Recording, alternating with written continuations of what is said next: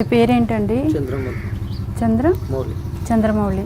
ఈ అమ్మాయి మీ అమ్మాయేనా? అవునా, ఇప్పుడు మీ అమ్మగారా? ఓకే. మీరు బై బర్త్ నుంచి మీకు పోలియో ఉందా? నడిచినాక పోయినాయి 7 సంవత్సరాలు. ఎందుకలా? జ్వరం వచ్చినప్పుడు ఇక చూపించడం చిన్నపిల్ల కదా. ఇంజక్షన్స్ అవి వేయించలేదు అప్పట్లో ఊళ్ళో వస్తే ఒక ఆయన 2 సూదులు వేసిన తొంట్లకు. ఏమైందంటే జ్వరం వచ్చింది, వదిలిస్తుండో మబ్బులు వచ్చినట్టుంది సార్ అంటే ఇక 2 సూదులు వేసిపోయింది నల్లగొండలు. సరే ఇక సూది వల్లనే రాదని చెప్పింది డాక్టర్.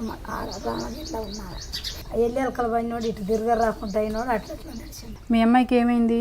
యాక్సిడెంట్. ఎలాగా? అత్తగారింటికి పోయి వస్తున్నాం అందరం ఫ్యామిలీతో పోయి వస్తుంటే కారు కొద్ది బస్సు వచ్చి డివైడర్ ఎక్కువ వచ్చి నల్గొండ నుంచి ట్రాల్ అవుతుంటే ఇట్లా మేము ఆడ గుద్దుతుంటే ఇంత దూరం ఉన్నాం. ఇంత దూరం రాలే అని ఇట్లా బండి ఆపుకొని నిలబడ సైడ్ ఆ నుంచి గుజ్జి అమ్మటే ఇతరులకు వచ్చింది. వీళ్ళమ్మగారు వాళ్ళ అమ్మ తమ్ముడు ఆయన స్పాట్ అయిపోయారు. యాక్సిడెంట్లో స్పాట్లో చనిపోయారా?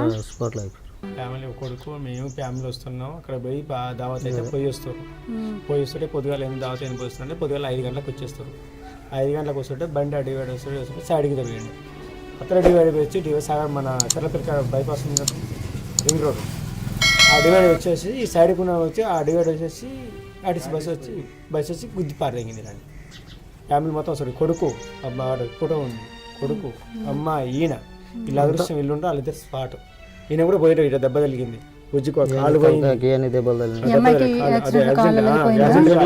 కాలు పోయింది. అమ్మాయి కొడుకు ఎట్టున్నా కూడా 100% అయితే ఇంకా బస్సు గుద్దింది కదా. మరి బస్సు వాళ్ళు ఏమైనా మీకు ఆర్థికంగా ఏమైనా సహాయం చేయడం గవర్నమెంట్?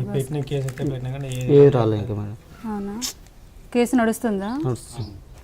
అంటే చనిపోయారు కదా ఇంట్లో 2 సభ్యులు చనిపోయారు కదా. నడుస్తుంది కేసు.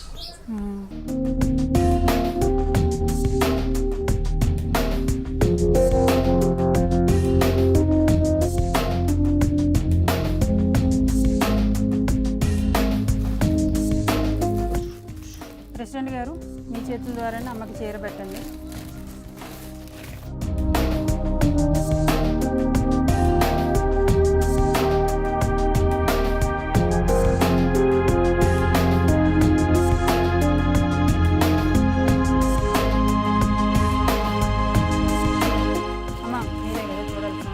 కిరాణా పెట్టి మామూలు బాక్స్ చూస్తే చాలు.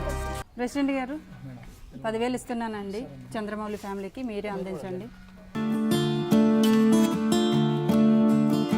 ఓకే, మరి నేను వెళ్ళొస్తానండి. సరే, ఓకే, బాయ్.